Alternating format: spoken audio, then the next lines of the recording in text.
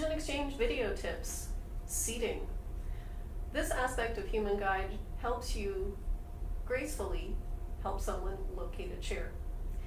The guide must describe which way the chair is facing, whether it's pushed in at a table with the back facing you, or whether it's the other way around with the seat facing you.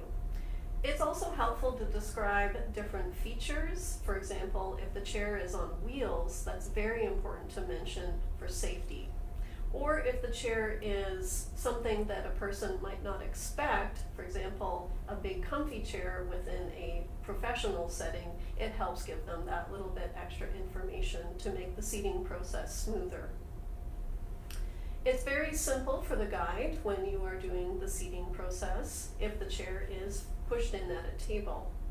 So I would say to Cheryl, we're approaching the chair, it's pushed in at a table. I would extend my hand and touch the back of the chair and say, here's the back of the chair. Cheryl then slides her hand down my arm, which is the most efficient way for her to locate the back of the chair. At this point, my job as a guide is done. Cheryl will then move to the side of the chair and use her free hand to locate the edge of the table. This will also help stabilize her as she slowly pulls out the chair. In this position, she has the sense also of how far out the chair is because she has the sense of where the table edge also is, with her hands that distance apart from each other. Then she can come and move in front of the chair, ensuring for safety that both of the backs of her legs touch the back of the chair, and then as she's seating herself, reach back with both hands, if possible, to locate the edges of the chair before pulling herself into the table. When the chair is facing, you need to describe that.